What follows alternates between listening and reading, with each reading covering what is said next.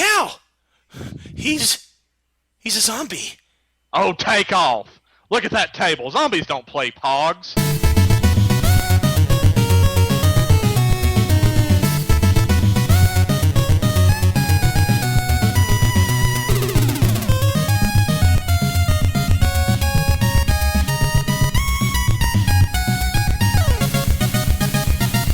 Good morning, everyone, and welcome to the Retro Junkies Super Show. I am your host, Rob, and joining me, as always, is my good friend, my partner in retro gaming crime, Landon. Good morning, everyone. How you doing, man? Pretty good. How are you doing? Doing well. As a matter of fact, here, I'd say in about a few hours, right after the recording of this podcast, I'll be going to Game Haven over in Maryville, Tennessee. Ooh, that's fun. That's always a fun day. Oh, yes. And, so you think I should get DuckTales, huh? I think you should get DuckTales. It's a good one. Sweet. Yeah, I've always heard that's a good game, so I'm gonna have to pick it up. You've never played that one? No, I never have. That's a Capcom game, isn't it? It's a Capcom game, and it rocks. It's got really good music and really good action. It's nice. Everything you could ask for. Yeah, they were really talking up this game. I think it was on the Retro League podcast, so I've never played it, but I'd always heard it was good. So if I find that, I will definitely pick that up. If you find the second one, get it too, because the second one's a little harder to find than the first one. Really? A little bit more rare, yeah. Are they expensive, you think, or? I'd say probably between $10 and $20 for the first one, and probably $20 to $30 for the second one, just because it's so hard to find. Okay, well that's not terrible. I mean, I got my taxes back finally, so my wife and I are going to go ahead and spend a little bit of cash, so that'll be good. Big spender, you. Yeah. But yeah, it's a beautiful Saturday morning, and by beautiful, I mean it's raining pretty hard right now. Yeah, there's puddles in the street. Yeah, but it's beautiful nonetheless. That's right, because we don't have to work today. That's right. That makes for a beautiful day every day. Oh, yeah. But yeah, there's a couple announcements we need to make this morning. First one, check out Retro Gaming Roundup on iTunes. They are doing awesome stuff over there. As a matter of fact, I just happened to talk to them this past week, and they had really kind things to say about our podcast. They've been listening to us, so go check them out. I think they do a monthly podcast, so definitely check them out. Again, that's Retro Gaming Roundup on iTunes, so check them out. Lenny, you want to do the next one, my man? Sure. Again, check out the Nerd Network, www.facebook.com/Nerds Talk Radio. Again, it's just kind of a text version of what we do here on the Retro Junkie Super Show, but in text on Facebook. Mm-hmm. Now featuring Classic Game Jeopardy! Yay! Hooray! Yeah, and then another Facebook page that is awesome, that John has been really, really active on. God bless him. I don't know how he does it, but he is a machine. He is. Yeah, he is. It's facebook.com/nerd-noise-radio. That's facebook.com/nerd-noise-radio. And John has posted some awesome music lately. And this it's great because the site is starting to grow. We're starting to get some conversations with other people. It's not just all four of us talking. That's right. And if you guys have anything to add, feel free to do it. I mean, that's what the page is there for. Oh, absolutely. We want to hear different perspectives. You know, I think Landon, you're a lot like me.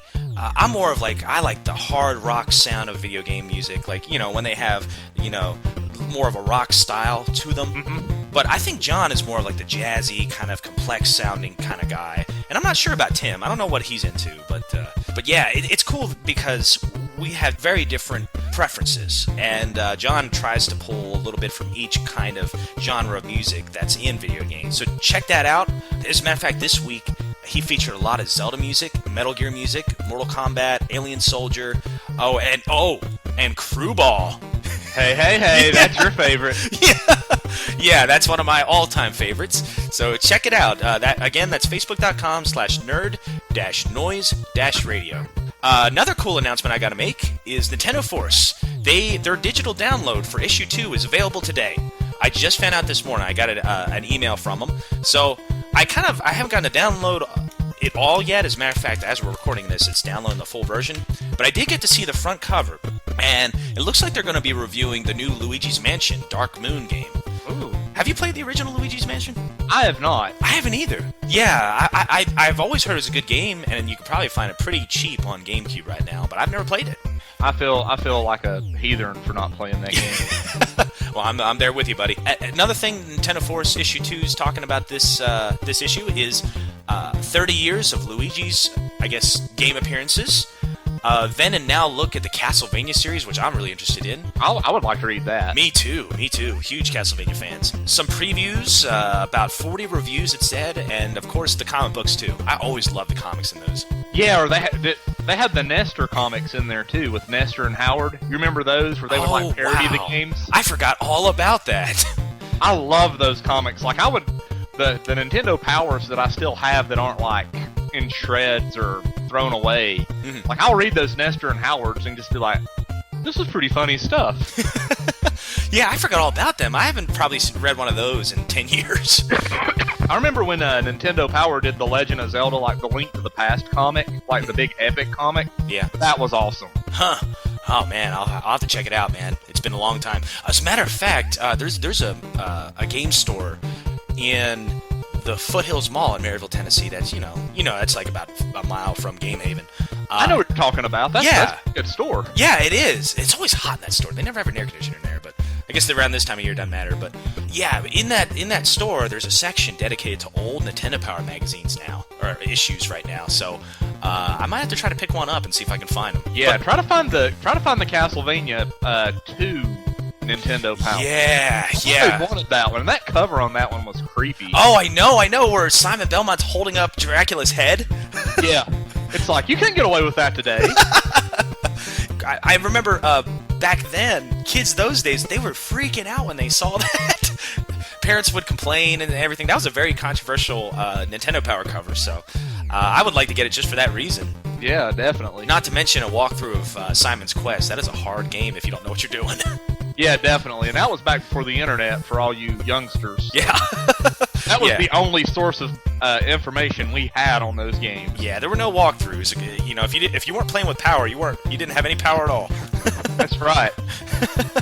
And another thing I gotta mention, and this kind of creeps me out. I got a weird package this morning it just came in about an hour ago, and there's no return address, and I'm like, I'm hesitating. I'm hesitating whether I should open it. I don't know. You should open it, dude. I don't know, man. I don't know. It's making me nervous because there's no return address. It could be a bomb for all I know. Nah, you only live once, man. Live a little. No, better not. Not now. I'm sorry. I know you're upset. Alright, Landon, well, have you been playing any cool retro games lately? I have. I've been playing some old retro games, actually. The other night, I just got a wild hair. Oh, excuse me, I burped. I just got a wild hair to download Miss Pac-Man and Galaxian. Ooh, nice. iPad. Nice. Oh, that's on the iPad? Yeah. Sweet. How much was it? I've got the free trial versions where you play up to like a few levels in. But it has been making me want to buy the real thing, though. Just do it, man. Just do it. I ain't made of money like you. I ain't got no tax returns back yet. Well, as soon as you do, man, you unlock that thing. 10-4, big guy. Other than Galaxian and Miss Pac-Man, I've not really been playing many retro games this week. I know you feel like I haven't done hardly any gaming this week. As a matter of fact, I've been so busy at work and everything that I've probably gotten in maybe 2 to 3 hours of gaming this week, and that that was tough. My week was not the same without it, but what can you do? But I did play a little bit of Galaga again on the Xbox, and Landon, you kind of mentioned before about attaching high scores to making them more significant in games. And we both been talking about how challenging classic arcade games were. So I decided just to play a heck out of Galaga, trying to improve my high score and unlock some cool features on Xbox Live. There's actually about 12 achievements you can earn with this game, which has like a total of 200 gamer points.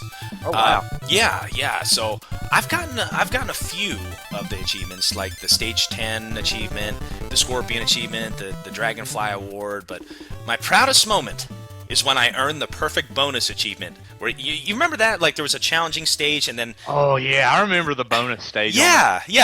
These things would fly across, the left and right hand side of the screen. They wouldn't shoot at you, but they'd fly across real fast and kind of cross each other and stuff, and then come at you, and you had to try to shoot every single one. Well, I actually did it for once. That's pretty impressive, Rob. I don't know. I kind of figured out the pattern. You have to position your spaceship kind of in the right position. Just in the right position, a little towards the right from center, and fire as fast as you can. And that's a great way to earn the high score too, because if you fire at every single one without missing, you get I think like double the points. So I did beat my old high score for Galaga, but I don't really remember what the score was. I'm sure it wasn't anything huge. Gotta have something to work for. Yeah. Oh, also out of curiosity, I checked out who was the highest score leader for the Galaga arcade machine, and I found a really cool article on Yahoo. It says, this is from the article itself, it says, on New Year's Day, old school gamer Andrew Laidlaw captured the Galaga high score record by racking up a whopping 4,525,150 points in the classic arcade shooter. The score, which was accomplished with only 5 lives on the game's hardest difficulty, was verified by video game record authority Twin Galaxies. Hey, there's our Twin Galaxies. Yay! Yay! Laidlaw's new high score is latest in a rivalry between fellow Galaga geek Philip Day, the previous record holder. Day knocked Laidlaw off his perch back in November of 2009, but Laidlaw's new score beat out Day's old one by over 1 million points. Man, I wouldn't mind seeing like a documentary on these guys one day. Yeah, seriously. Yeah, that'd be awesome. Yeah, but other than Galaga, I have gotten to play a little bit of Ken Griffey Jr. Presents Major League Baseball for the Super Nintendo. Have you ever played this one? Is that the second one? The second one that had Ken Griffey in it? Oh, I don't know. Yeah, there's 2. I think that's the first one. The second one's the winning run. Oh, yeah. See, I never even played that one. Yeah. Yeah, I have played the Presents Major League Baseball, and that's a pretty solid baseball game. It really is. Oh, I love it. It reminds me of, you know what it reminds me of? What's the game that we used to play on the Wii Virtual Console from the Neo Geo? What game Baseball Stars 2. That's it. Baseball Stars 2. That's what it reminds me of. Favorite. I love Baseball Stars 2. Love it. Me too. But this kind of reminds me of that, and I think this came out before. But anyways, I grew up playing this game. And at the time, Ken Griffey Jr. Baseball for the Super Nintendo was pretty much one of the only Super Nintendo games I'd ever owned. I want to say that it was actually a pack-in with my Super Nintendo in maybe 1994 or 1995. I actually didn't get a Super Nintendo until about 3 or 4 years after I got my Genesis. And maybe that's kind of why I'm a Genesis guy. I'd spent a lot more time playing it. I don't know. Anyway, Ken Griffey is it's an interesting game. The weird thing about it is it had a Major League Baseball license, but not a Major League Baseball Players Association license. So what that meant was the game had real stadiums, real teams, but did not have real players, except for Ken Griffey. What was kind of cool and was kind of the game's way around not having the real players is, although the names are different, they have the same exact stats. So it was basically like you were playing a Major League Baseball game with real players, just they changed the names. They found a way, or they allowed a way, and I think this is very clever what they did. They allowed a way for you to actually change each player's name. So if you actually wanted to make them the pro names, you could. So, cool. Yeah, I thought that was a really neat way around it. I don't know if the Players Association will be happy with that, but that was one way around it. And, Nintendo did release a portable version of the game in 1997 for the Game Boy, which actually did have the player's license, but I never played it. And they say it's nowhere near as good as the Super Nintendo version, but what can you expect? It's Game Boy, Yeah, it's to be played while you're on car trips. Right. I remember that game. I remember you could do the home run derby, and there was Ken Griffey Jr. and this one dude. I'll never forget his name, and it's the greatest baseball name ever. Barney Tater. What's his name? That just sounds like a baseball name. Up to bat, number 5, Barney Tater. And then, his fans can be the Tater Tots.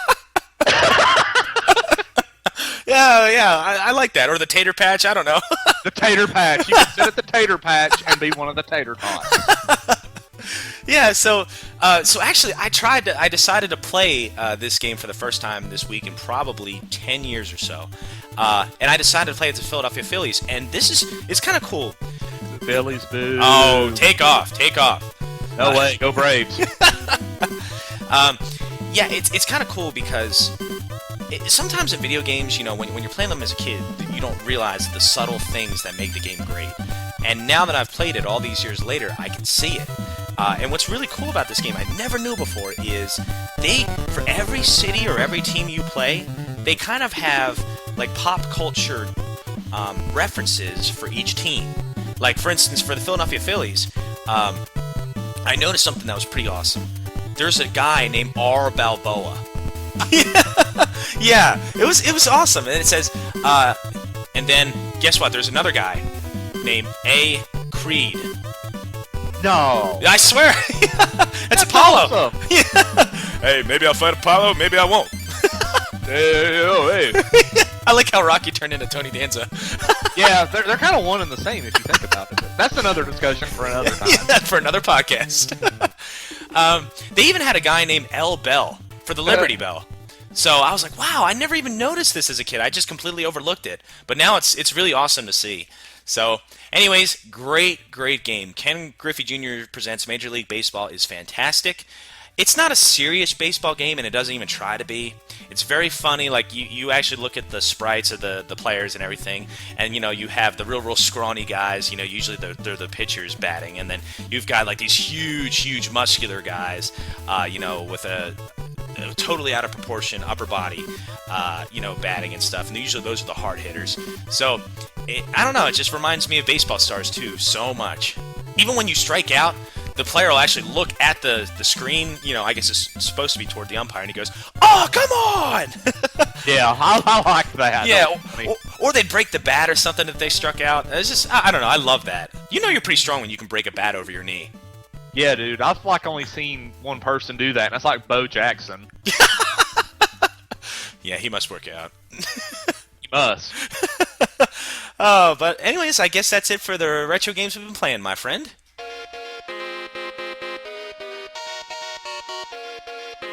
And now it's time for Retro News. Okay, Landon, so, have you got any retro news for us, my man?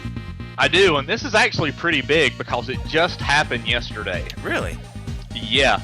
Capcom made an announcement at the PAX East Video Game Conference in Boston that this summer they're going to release a remastered version of DuckTales. What? They're doing it like in high-def graphics. They've actually got like a little cut video on the article that I read about it. No kidding! Wow, that's crazy. We were just talking about that. And it looks, oh my gosh, it looks like the old game, but with high-def graphics and sound. It's crazy. It's awesome. Huh? Did they say do they have any idea when it's going to come out? They said summer 2013 is what they're shooting for, so it's going to be this year, but they are, from the video that they have on it, have quite a bit of it done. Like the Transylvania levels in it a lot in the castle, and it looks just like the old game, but 10 times better. That's awesome. That is so cool. So I take it you're going to get it? Yeah, and it's coming out on the Wii Virtual Consoles, the Wii U Virtual Consoles, 360 Marketplace, and the PS3 Marketplace this summer. No kidding. Oh, man. You know what? I'll tell you what. If I like the NES version of it, I will definitely pick this up. You will love the NES version of it, so you will have to pick it up. I guarantee you will love the NES version of it. And if I don't? You're a sad, strange little man if you don't. Well, I probably am anyway, but... Nah, you're not sad or strange. But I am little. Sweet. Well, I'll definitely keep an eye out for that.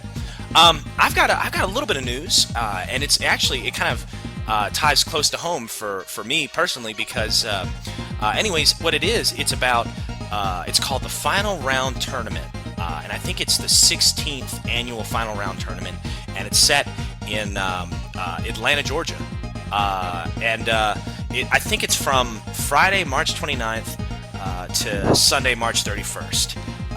Here's what it says.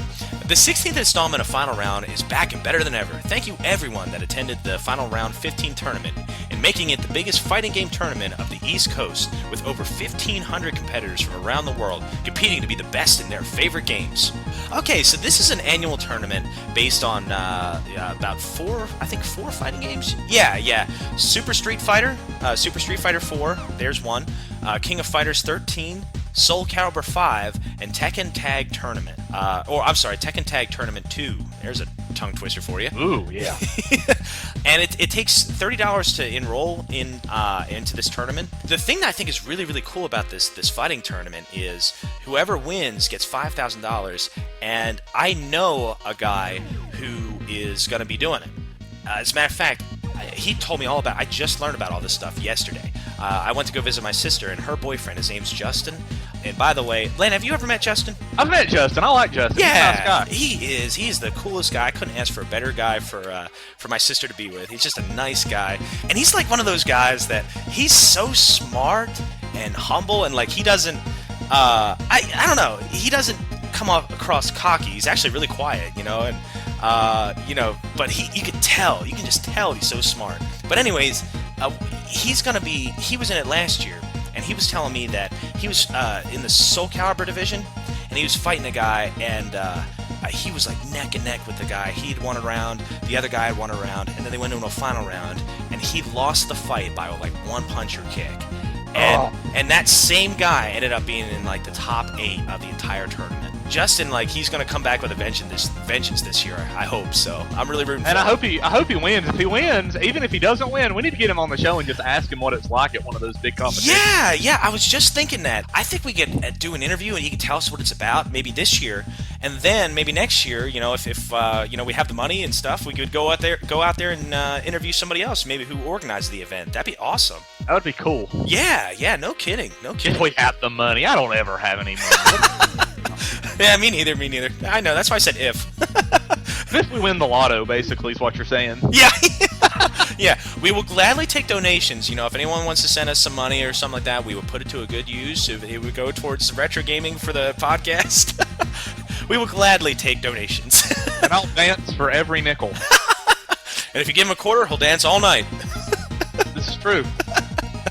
Also, he and I, we talked a little bit about the fighting joysticks and stuff. He's got like, 2 or 3 of them at his house. And he was just kind of explaining how each one's a little bit different. And he really recommends the Mad Catz controllers. And, I used to hate the Mad Catz controllers, like the GameCube one, because I remember our buddy Lynn had one, and it seemed so like cheaply made and stuff. Like I thought Mad Catz were actually pretty bad, but no, they put out some pretty quality stuff too. Like I saw the joystick that he showed me, and man, it was heavy, it was durable. He'd had it for 3 or 4 years, and he loves it. Like he will not play a fighting game without that joystick. And another thing that's cool about it is it's got a USB drive in it, so if you wanted to play like an emulated game on your computer or something like that, you could use the joystick for that. Oh, that's cool. Yeah. So he and I, we talked about that for a little bit, and it was a good time to talk to him. So Justin, we wish you the best of luck, buddy. Go out there and kill him, man. Yeah, tear him up. I guess that's it for the news. But I'll tell you what, man. I don't know, man. This package, I don't know. Should I open it? You should open it. Come on, don't be a weenie. I don't know. What if it's something serious? Well, what if it's like $1 million and we can go fulfill our wildest dreams? Hey, maybe it's the donation. Maybe we can go to the tournament this weekend. Maybe somebody from the future sent us something to let us go to the tournament. All right. All right, man. Wish me luck. But listen, if this is a bomb, it's on you. No way. If it's a bomb, cut the red wire. Okay. Not the blue one. Not the blue one? No, that blue is dead. All right. Here we go.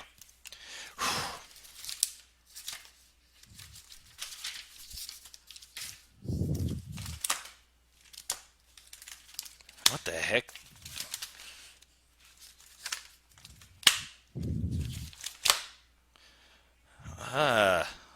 What the heck? There's no note in it or anything. It's just it's a whistle. It's a whistle. Perhaps you should blow on it. Well, it's what the heck? There's no return address. There's no packing slip. There's no Packing peanuts. I like packing peanuts. Me too. Me too. I like the bubble wrap better than pop it. Well, sure. That always provided for a lot of childish fun. But yeah, there's nothing. So it's a kind of a brownish whistle, and it's got a number on it. What's the number on? Hang on, my eyes are getting bad. Uh-oh. Hang on, let me put my glasses on. Okay, it says 3231993. All right, should I blow into it? Blow it. Blow it. All right, man. Here we go. Completely unbeknownst to Rob and Landon, they have just traveled back to a time where the original Ninja Turtles and the Power Rangers were still broadcasted on local television stations. To a time where Super Nintendo and Sega Genesis were battling for home console supremacy. Furbies, Gigapets, Beanie Babies, and Boppets were on the horizon, waiting to dominate store shelves. To a time where acid-washed jeans and torn flannel shirts were in. These two nerds have inadvertently traveled 20 years into the past. However, they have landed in a dilapidated building filled with mysterious machines collecting dust. Welcome to March 23rd, 1993. Oh, man. Dude, where are we? I don't know, man. Hang on. Let me turn the light on. Before these classic gaming nerds lie dozens of arcade machines now buzzing with excitement. It appears to be an arcade filled with classic games from the early 90s. However, these two nerds are busy laughing at each other to notice the beauty around them. Holy cow! Look at your pants, dude, they're ripped and acid washed. Yeah? Well, you're rocking a Dayglow orange shirt there, Donnie Dorco. Hey, take off. At least I'm not wearing LA Gears. Hey, where is everyone, man? I don't know. This is an arcade. Yeah? But how did we get here, man? Dude, I'm supposed to go to Game Haven here in a few hours. I think it was that whistle, man. You just had to blow into it, didn't you hoser? Hey, take off. You told me to. Wait a second. What did you say the number on that whistle was again? Hang on, let me look. Stupid whistle. 3231993. I think it's a serial number. What do you think? Landon? Dude, I think we just traveled back to March 23rd, 1993. What? How do you know? Take a look at that poster. Poster?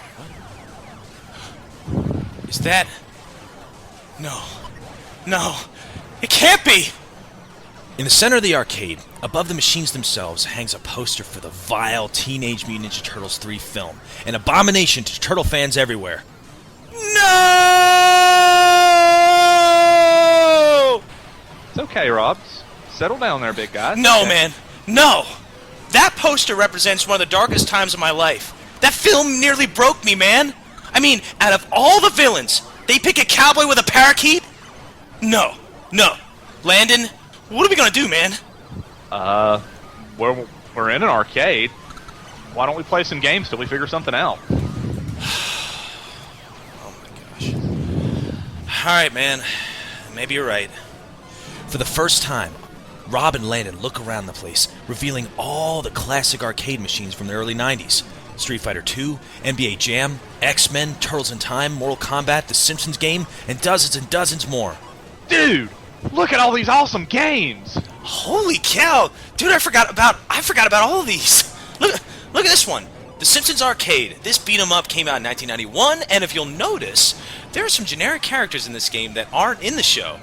And because the show was relatively new back then, and didn't have a huge library of characters to choose from during that time, so that's pretty cool.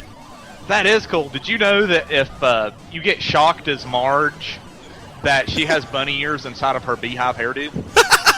I always knew it. Her little like skeleton, like X-ray view. She's got bunny ears. Really? Yeah, I read that. In the future that Matt Groening didn't think The Simpsons were going to make it that far, and it was going to be revealed that they were all characters from another work that he had done. Wow! No kidding. Oh yeah. Jeez. Hey, check this out, dude. NBA Jam. Oh! The 93 version, so I don't know if it's got Shaq in it or not. That was kind of a a deal. You know, he had Shaq Fu coming out, and he didn't want the NBA to use his likeness. But yeah, it's the 4-player version where you can play 2-on-2, and Sweet. It's got every team in the NBA in it. At the time, there were several teams, or there are several teams now that weren't in the game. But I'm gonna dunk all over you because you're little. Hey, no way. You cheat. Yeah, well, I'm gonna play Turtles in Time over here. Yeah, this is a 1991 beat 'em up, man. It's a sequel to the 1989 arcade game we talked about in the last podcast. Dude, can you believe that Krang captures April yet again? Will somebody keep an eye on this babe? Yeah, seriously, she needs like her own security guard. Well, you have fun with that. I think I'm gonna go over here and play the King of the Arcades that came out in '92. It's a little game where you fight on the streets, and it's the second one in the series. Whoa, dude, dig that X-Men machine. Rob and Landon play for hours, but after long, they realize that something's missing. People. Games are incredibly fun, but without fellow gamers taunting or cheering them on, it's just not the same. Dude, these games are awesome and all, but something's missing. Yeah, seriously, like, what fun is going to the arcade if you can't socialize with the other folks and gamers in the arcade? Well, what do you say we find somebody? Okay. Rob and Landon go outside. The city is a barren wasteland. Abandoned cars, closed stores, weeds growing between cracks in the pavement. After miles of walking without a single soul in sight, they stop to rest. Where is everyone? I feel like I'm in an episode of The Walking Dead. I don't know, man, but I can tell you one thing. I'm exhausted and starving. I wonder if there are any turkey legs around here. Landon kicks over a trash can, and lo and behold, Turkey beckons him. Oh, hey, let me call my wife real quick and let her know that I've traveled back to 1993. I might be a little bit late for supper. Rob digs his phone from his pocket, but it's no longer a smartphone. Whoa! Hey, nice phone there, man. Kind of looks like a brick. Oh, yeah? Well, nice pager, buddy. Hey, there's a house over there with a TV on. Hey, let's see if this dude will play some Turtles in Time with us. Rob and Landon cautiously walk into the house, and there, amidst a cluttered, chaotic mess of games, Twinkies, and Squeeze-Its, sits a zombie merely 6 inches from a television screen. His eyes are glazed over, drool is plastered on the side of his mouth, and a Super Nintendo controller rests in his hands. Holy cow. He's a zombie. Oh, take off. Look at his table. Zombies don't play Pogs. He's got 3 with Alpha over there on him. Well, should we talk to him? Yeah, we gotta have one more guy to help beat Krang, remember? Well, alright. Okay, you talk to him. Tell him he can be any turtle he wants besides Donatello. Okay. Excuse me, sir? Sir? The zombie slowly turns, revealing a strand of drool 6 inches long. We were wondering if you wanted to help us beat Turtles in Time at the arcade. Yeah, like you can play as any turtle you want, except Donnie. The zombie stares blankly at them and notices something next to Rob. Games. Yeah. Games? You know, arcade, joystick, buttons, neon lights. Games. Yeah, dude, like Street Fighter 2, NBA Jam, you know, games like that. Games. Dude, I think he wants something. Games. Wait, there's a shelf of games right next to you, man. Give him one. Okay. Let's see. Street Fighter 2, Turtles in Time, NBA Jam, Mortal Kombat. Dude, just pick one. Okay. Here, take Mortal Kombat. Rob throws a copy of Mortal Kombat at the zombie, smacking him right in the head. The zombie then slowly picks up the game and puts it in the SNES and plays. After 15 silent and awkward minutes, Rob and Landon get the hint that the zombie does not want to go to the arcade. Games. Okay, well, it was good talking to you. Yeah, man, enjoy your game. Rob and Landon slowly walk out of the zombie's house, absolutely shocked at what they just witnessed. Dude, that was crazy! What was wrong with that guy? I don't know, man. I'm starting to think that we're not going to beat Turtles in Time today, though. Speaking of time, we gotta get back to the house and finish this podcast. Yeah, no kidding. Well, Landon, I think I figured out what's going on here, man. Home consoles have taken over the world. Yeah, Pogs too.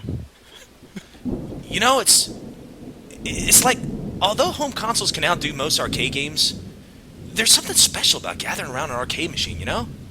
Yeah, seriously, like, you go and people root you on, you get to show off your high score to everyone to see, get to hang out with your friends outside the house, and with those high scores, you get all the babes. Good point. Yeah, no kidding.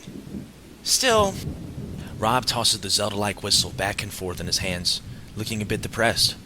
It was kind of cool to see 1993 again. I'm not sure I want to go just yet. Okay, Rob, I want you to take a look. There, like a demon silhouetting the barren city, hangs a poster for Teenage Mutant Ninja Turtles 3, now in theaters. Okay, we're going! Oh, man! Holy cow, that was crazy. Yeah, that was a little insane. Yeah. Fun, yeah. But insane. It was pretty fun. It was totally rad, but man, I'm glad to be back in 2013, man.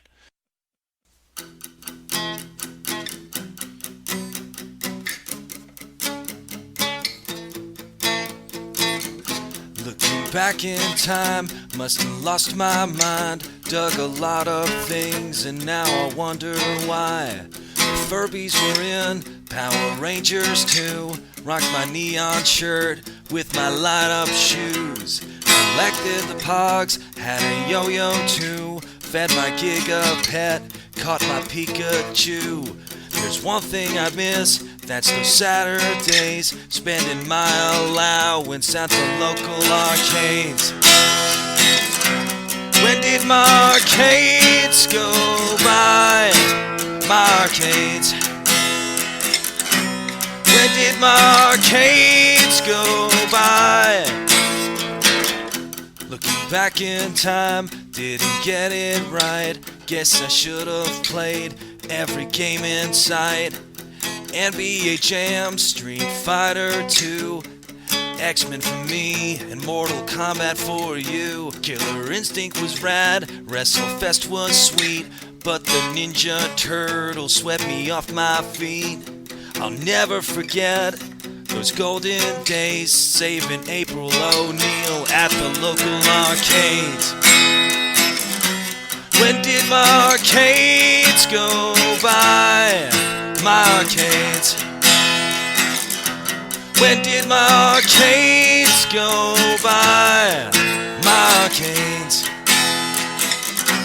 When did my arcades go by? My arcades. When did my arcades go by? My arcades. My arcades. My arcades. My arcades. My arcades.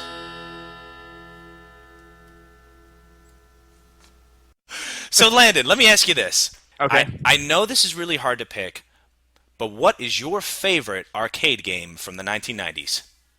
I've had several that I've been dealing with, and after sitting down, and I actually listened to some of the soundtracks last night, just, not having much going on. Nice. After dinner, I'm going to have to go with the first Samurai Showdown. Oh, wow. Good pick. Good pick. I mean, it was kind of a balance between Street Fighter and Mortal Kombat to me, because you had the quality gameplay and fighting controls of Street Fighter, and you had all the violence and gore in the arcade version of Mortal Kombat. Like, I didn't know this till I actually did a little bit of research on it, but the home console versions of the game censored the blood and the fatalities in it. Like, if you, in the arcade game, were to say, do like a strong slashing attack with your sword, and it was the last hit on the guy you were fighting, he would split in half and die right there. Oh, gosh. That's awesome. You could chop, from the waist up, his body would kind of jerk, and then the two halves would just kind of slide off of each other, and he would fall over. Hey, no wonder you're so messed up these days. Yeah, seriously. But, that and the fact that I did a little more research on it and found out that it had received numerous video game like soundtrack awards for that year. Huh. It came out in '93. It was like Fighter of the Year in '93, and then like in '94, it won a video game music award for having really good sound. But yeah, like, and it spawned a ton of sequels, and I've not really played the sequels. I've always just kind of stuck to the first one. I remember the first time I played it, like, I was at a Pizza Hut, and they had a Neo Geo cabinet, and you could choose between, I think it was Art of Fighting and Samurai Showdown, and I chose Samurai Showdown just because I liked the weapons. Mm-hmm. Really good. I mean, it's a really deep fighting game. I feel bad because I can't really contribute to this because I have never played the arcade version of this game. Go download it. Oh, is it on Xbox Live? I know it's on the PlayStation Network. I think it is on Xbox Live. Like, you can download the arcade version and turn the it's called like the violence switch, and you can turn it on, and that's when you can like chop the guys in half and watch them like just slide off into the floor. Oh, sweet! That's the only kind I would ever play. Right. That's why I love hitting people with the sword instead of kicking them in that game. Number two, like if you were to like do like a stab move and it was the last little bit of health that they had, instead of like being chopped in half, like where you stab them was always in the chest, and like blood would just squirt out of their chest like these big huge sprays, and they would just fall. Oh my gosh! You know, I wonder if like you said that came out in 1994, right? 93, yeah, 93, 94. I think kind of toward the end of 93. Okay, so Mortal Kombat came out in the early 90s, like 90, maybe 92, 93. I wonder if they borrowed the idea of the gore from Mortal Kombat and put it into this, like if they originally intended to have it that violent or not. But I don't know. That's a good question. Yeah, because see, back in those days, I do remember this because when I was a kid, and I'm sure you do too. Mortal Kombat, it was very controversial, but because it was controversial, a lot of people knew about it. So a lot of people played it because it was controversial. Yeah, in a way, that would actually make the game probably more popular if it was gory. So I bet you, during the early 90s, there were, you had Splatterhouse during that time. You had, obviously, the Mortal Kombat series, and then Samurai Showdown. I mean, I'd say they intentionally did that just so they could make more money. I mean, I can't say I blame them. Well, it adds more realism to the game, too. I mean, if you're, like, sword and weapon fighting with somebody and you hit them and slice them in half, I mean... Yeah. They're going to slice in half. They're not just going to, like, fall over and say, knockout! No, you sorry. Yeah. Or so-and-so fainted. Yeah, no, they didn't faint. They were dead. Like, they were carrying their... Like, I'll never forget, like, the little cut scene it does after you win or get beat. And if you die, like, I mean, you can knock them out in that game if you kick them as your final move. But, like, if you slice them in half or stab them and they bleed out, like, little medics are carrying, like, a stretcher with, like, a cloth draped over it, and your guy's supposedly under that cloth being carried out. Oh, gosh. Oh, man. That'd be creepy if it had, like, a blood stain on the cloth, too. It'd be like, oh! And, like, I know they edited a lot of the language in the console versions of it too, because they talk a lot about blood and death. Oh, wow.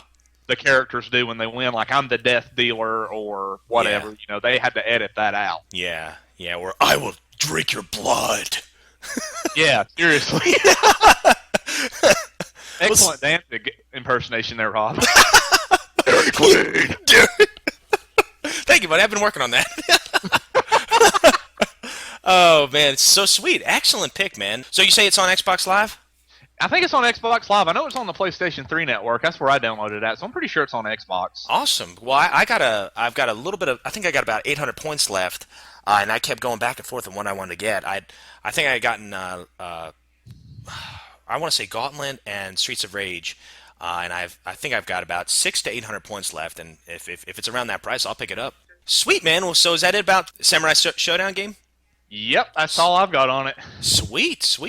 Well, for my pick, before I can even think about explaining why I love this particular arcade game so much, I have to kind of take a few steps back and explain a few things. So that way it kind of explains why this game was such an impact on me. Like I mentioned in the first episode of our Super Show, I love that new name. Love that new name for our. I love that. Yeah, it's got a Saturday morning touch to it. I really love it. My first gaming memory was playing Batman for the NES with my dad. This was probably around like 89 or 1990. And it's strange, and I know it sounds cheesy and corny, but this is a game that really did change my life. Batman got me into superheroes. Superheroes got me into comics. Comics got me into reading. And reading got me into writing. Writing got me into English. And English got me into education. So I call it the Batman effect, and as a matter of fact, I wrote an article on it on Retro Gaming Times. So if anyone ever wants to, if anyone's bored and wants to read it, it's there. Yeah.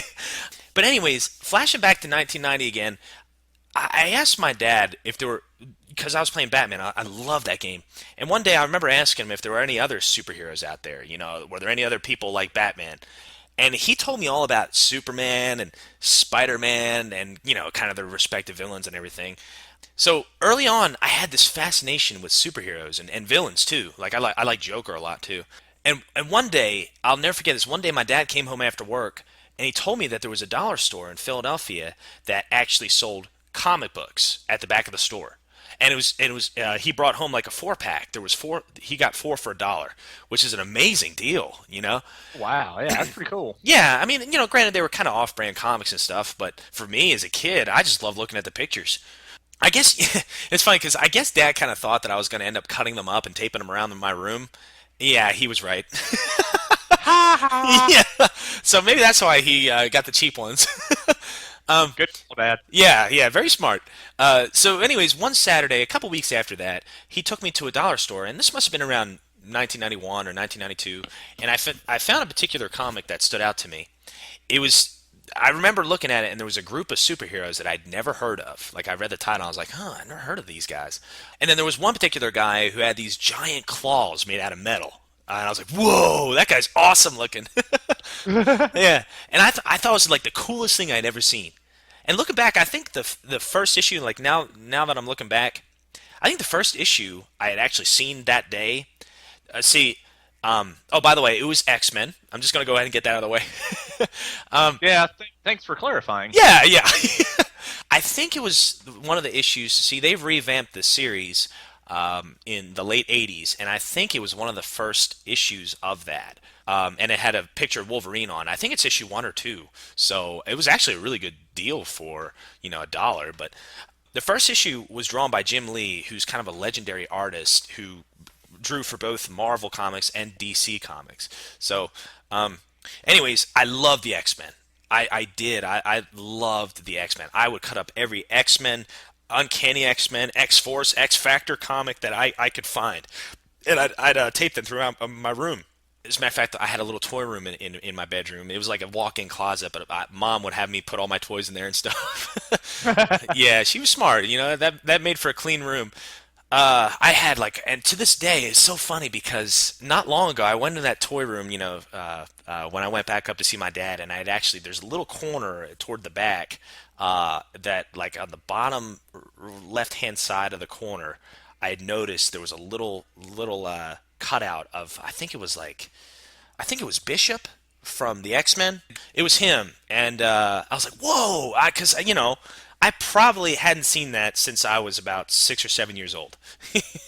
So that was cool to see. I could not believe it was still there. But anyways, a few weeks later, after I got these comic books and I was cutting them up and put them all around my room, I was at a Chuck E. Cheese's with I think one of my friends, his name was Frankie, had a birthday, and I saw the coolest arcade game I'd ever seen in the arcades during the 1990s, and that was the X-Men. The first time I'd seen the sprites, the colorful graphics, the cool special attacks, I about flipped out, man. Oh yeah, that's a good game. I like that one. Oh, it's so cool. I think that's on Xbox. Yeah, it is. As a matter of fact, I think it is. Yeah, I did a little bit more research into the arcade game, and I found out that not only is it on the Xbox Live and the PlayStation Network, it's also on iOS. And Android services. Yeah. So you could probably download it for a pretty decent amount of money, or pretty cheap amount of money, so you can pick it up.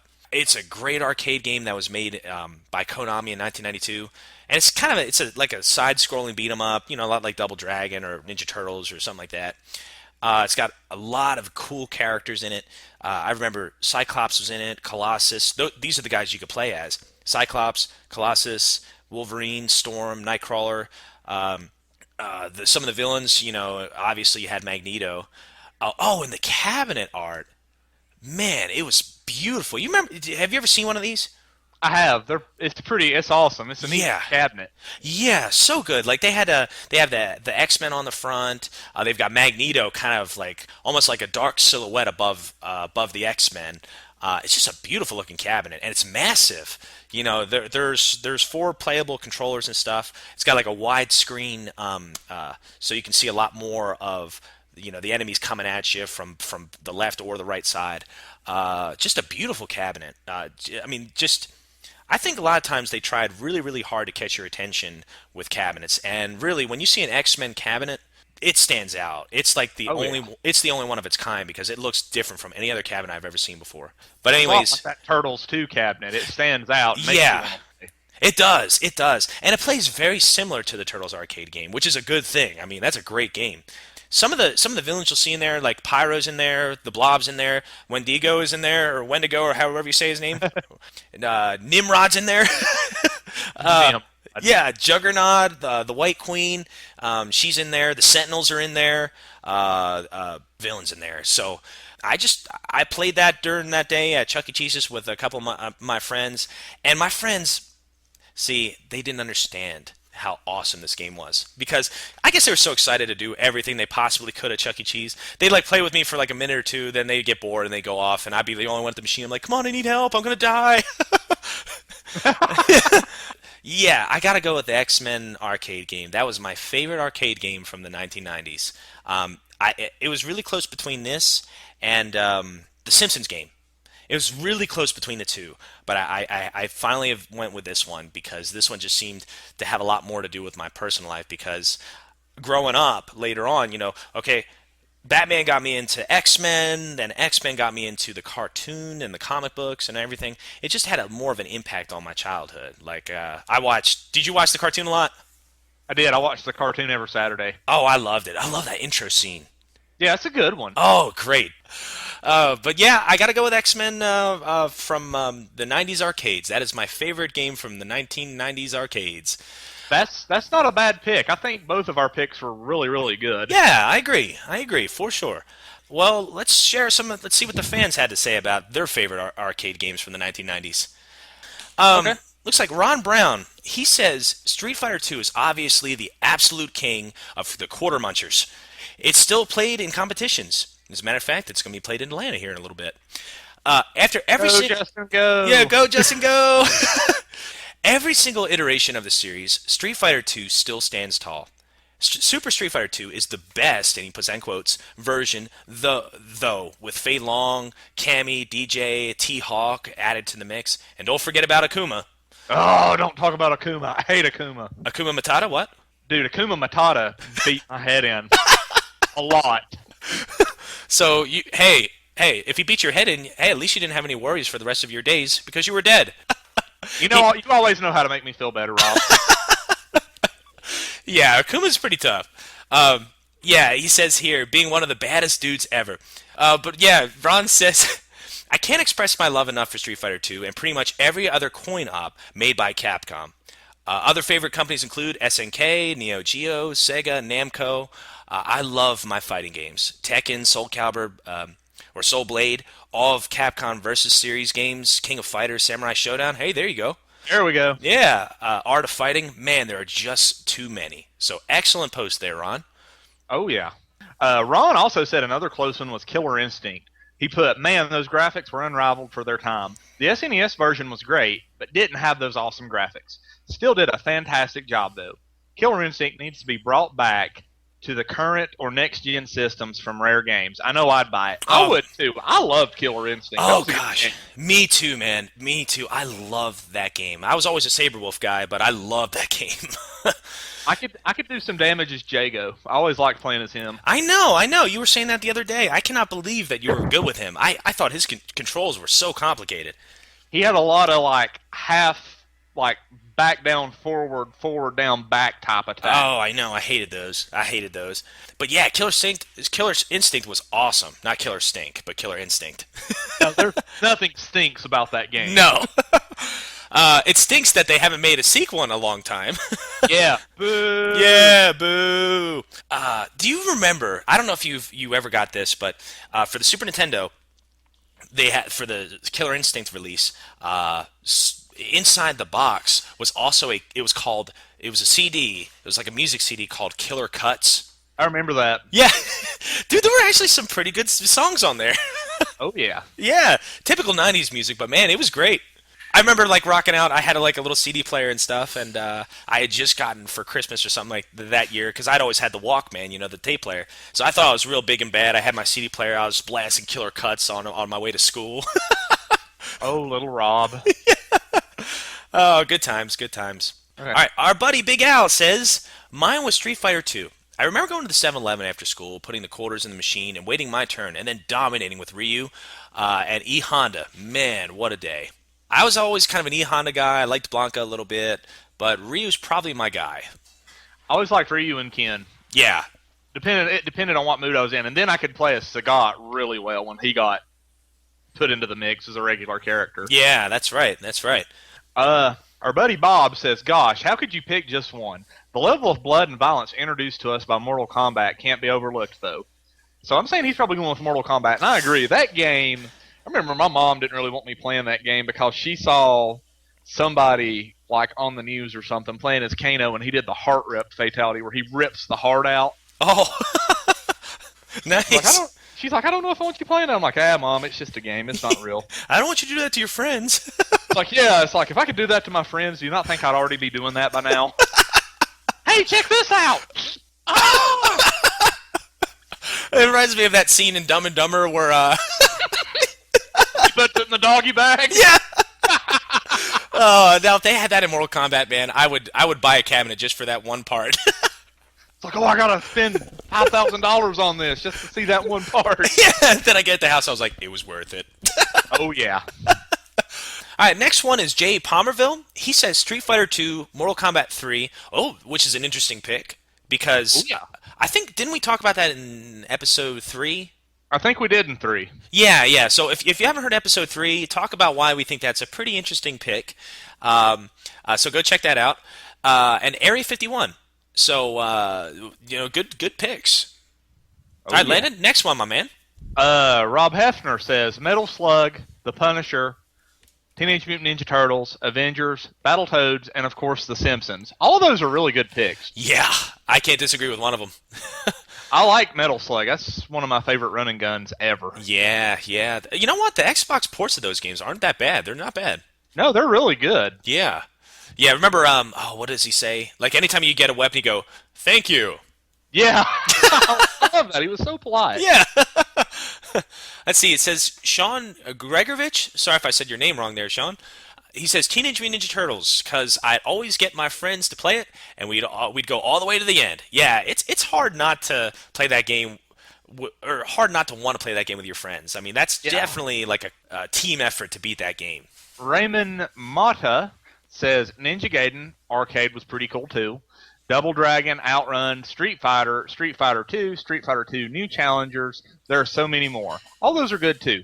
I like Outrun. Outrun's pretty cool. It was Cruising USA before Cruising USA was around. I hated Cruising USA because it was so unrealistic because you'd run over trees and stuff. Whatever, that school bus was awesome in that game. Okay, next one. Brian Coyle says Turtles in Time. Oh, great game. Mm-hmm. X-Men vs. Street Fighter, another great game. Yes. And the co-op and the trash talking for for who was the best ate my quarters, and number 3 would have to be Alien vs. Predator. I love that game. And Revolution X. Nice. I remember Revolution X. That was the Aerosmith game, wasn't it? I don't know. I never played that one. I think it had Aerosmith music, or you were trying to save Aerosmith or something. Nice. It was Aerosmith related, I remember. Ah. Let's see. Kennedy Johnson says Killer Instinct, 3D graphics and a combo system. Ultra combos, baby. The soundtrack was even awesome. And I ain't talking SNES version. Yeah, the arcade version of that game is pretty sweet. Okay, now I feel like a bigger dork because I actually like the Super Nintendo soundtrack. Okay. I always loved the title theme. You remember that with the guitars? Yeah. Oh, I love that. Let's see. Kennedy Johnson follows it up by saying, he's like, man, the Joystick Arcade has that game, and I played Killer Instinct 3. I played Killer Instinct 3 days straight to combo qualify. I played that game so much when it came out that I guess his girlfriend and now wife probably still hates it. Man, I'm old. Good post, man. Joey Wainwright says, I ruled the Walmart lobby on Street Fighter 2. Guile was the first character I learned, and I had fun watching people line their quarters up to take me on. I wish I knew what that felt like. I'm always the guy that's like, I want to play next. And they're like, no way, kid. Okay, our buddy Euro says, here we go. That means he's going to say a lot. TMNT2, Knights of the Round, Magic Sword, D&D. He says both. I'm not sure if they had more than one. Was that right? I think Capcom made some D&D arcade machines back in the day. Oh, okay. He mentions The Simpsons, Mortal Kombat, X-Men, Samurai Showdown, World Heroes, Alien vs. Predator, Sunset Riders, Dark Stalkers 1 through 3, Street Fighter 2, and Third Strike, House of the Dead games, Star Wars Arcade 99. I could mention more, but man, I think I mentioned enough. Well, that's okay. Well said, man. We like it. Let's see. Don Lang says Pole Position and Star Wars. Now, I'm wondering, like, Pole Position's an 80s game, but I'm wondering if he's talking about the Star Wars trilogy that was in the 90s. That was pretty big. That one was pretty big. That was the one where you had, like, the one joystick, wasn't it? And yeah. You could do the X-Wing missions, or you could do the lightsaber where you use the joystick kind of to block, and I tried to play that one. I always died, like, horribly in it. It's because you didn't have the Force, man. I guess. Or you just didn't have enough quarters. Yeah, that too. Our buddy Chris Moriera says Tekken. Well said. Casey Oswalt says, from the 90s. 90s games, for the most part, were a bit too gruesome for my taste, but there were some good clean gems in the middle of all the blood and guts. The Cruisin' series comes to mind immediately, along with NBA Jam / Hang Time and The Simpsons. I'm more of an 80s arcade gamer, though. Give me Pac-Man over Indy's 90s game. All right, I understand. Teach his own. I can get that. Yeah. I like both for their own reasons. I can't pick one era over the other. Like, I love the simplicity of the 80s arcades, and I think overall, probably, well, I don't think there's a probably about it. I think overall, the 80s had more classic games. I mean, you know, yeah. But you got to think that was the golden age. That was the huge booming time for arcades. You know, it was in. And then in the 90s, you know, when home consoles had taken over, you know, things kind of slowed down, but there were still some really, really good arcade games that were made. So I like both for their own reasons. I really do. Mm-hmm. But yeah, excellent post, man. Andrew Gillig says, lots of good ones, but it's hard to argue with Street Fighter 2. I spent a ridiculous amount of money on it, and 20 years later, I still fire it up every once in a while. Nice. Sweet. Yeah. Claudio Busser, I hope I'm saying that right, says, for me, it's Aliens, the arcade game from 1990, mostly because it stood for years in our local mall. Every Saturday, I went shopping with my mother and spend my pocket money on that game. And, of course, it's a really cool Aliens game. It was a great time, sniff. Well, you know, we've got a magic whistle that'll take you back to 93, apparently. Yeah, I don't want it, man. I don't want it. Here, I'm sending it to you. Yeah, Turtles. That's just traumatic to have to go through Turtles 3 again. Oh, gosh, don't even bring that up. Our buddy John Wedgeworth, St. John, he says, man, I think I'm going to have to punt and say Street Fighter 2. But I'm never hardline on these. Mortal Kombat, Simpsons Arcade, X-Men Arcade, excellent choices. Mm-hmm. NBA Jam, Virtual Racing, Virtual Fighter, Cruisin' USA. Oh, there's so many. It just makes it really hard to pick. You always ask such difficult questions. We do. We ask the hard questions. That's right. We ask and answer the hard questions. It doesn't matter. Yeah, that's right. All right, stay tuned for the next episode. It's going to be totally tubular turtle talk. There's a tongue twister for you. Oh, yeah. Yeah. Basically, Landon and I are going to do like a radical retrospective on the Ninja Turtle games for the NES. So we'll focus on maybe the third part of our arcade trilogy a little bit later on. You know, we were thinking about giving an interview first with somebody who might be prominent in the arcade scene right now, but we thought we'd wait a little bit before we post that. So we were thinking, what do we really love? Well, we love the Ninja Turtles and we love the NES. So I love turtles. Yeah, me too. So we're going to focus on that on the next episode, so stay tuned for that. On behalf of Landon and myself, we want to thank you all for listening. It was an interesting episode. We've had a lot of fun to do it. Yeah, really. I've had fun. Yeah, me too. I love doing this. I could do this for years and years and years. I hope we get to. I miss my acid wash jeans. Me too. Me too. I miss pagers. I miss Dayglow clothes. Yeah, me too. Me too. So you can check us out on, or send us an email at theretrojunkies@theretrojunkies.com. That's a hard one to remember. Yeah. And if you can't remember that one, you can send us a message on Facebook. That's facebook.com/retrogamingjunkies, all one word. Check out our buddies at retrogamingtimes.com. They're going to be having their April issue coming out here in about a week or so. Check out our Nerd Talk Network, as we like to call it. You can check out their main page, which is facebook.com/nerdstalkradio. And check out our buddies at Old School Games at facebook.com/oldschoolgamesareus. So, on behalf of Landon and myself, we wish you all a good day and good gaming. Bye, everyone. Have fun at the arcade. Just don't go back to 1993. Yeah, seriously. Turtles 3. Blech. Oh, jeez. Oh, Turtles 3. Let's just move on. Yeah. Yeah. Goodbye, everybody. Bye, everyone. Dude, look at all these awesome games! Sorry, I was way too enthusiastic. Dude, awesome. Oh, yeah? Oh, yeah? I can't. Let's start over. Well, you're rocking a Dayglow short. Hang on, let me get some coffee in me before we start. Yeah. I love that. Dude! Oh, you did it to me again. And fill your coffee like I did during the NHL video. Okay. Yeah! Oh, crap, I spilled coffee all over the place. Oh, you know what we ought to do? You know what we ought to do? It's like, you know how, when somebody travels back in time and stuff, they're like screaming through like this tunnel and stuff. Ah! Yeah, how about we do that? And then I'm like, dude, there's things flying by us. I think I see a Furby. Alright, I'll start that over. I don't know, man. I'm exhausted and starving. I wonder if there are any turkey legs laying around here. I'm sorry. I like that. You're like, I'm exhausted and starving. I guess that's a hard line to say. I kind of sounded like Barry from Resident Evil 1. I hope this is not I hope this is not Chris's blood. I hope that is a turkey leg in the trash can. Alright, I'll start that over. Holy cow! He's a zombie. Oh, take off! Look at that table. Zombies don't play pogs. Dude, you nailed that line. That was good. He's even got an Alf one over there. Okay, we gotta start that line over. That's perfect. Okay, I'm gonna add that at the end of it. That's good. Yeah, because I kind of didn't do my line right.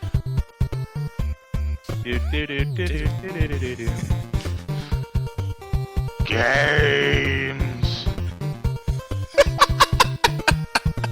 I'm sorry.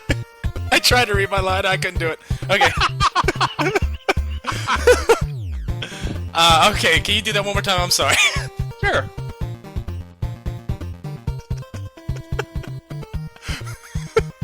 Okay. You're like, okay.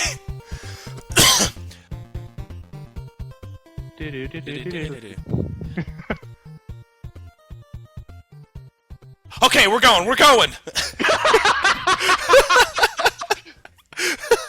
Thank you. We'll be appearing at the Robbinsville Playhouse later this week.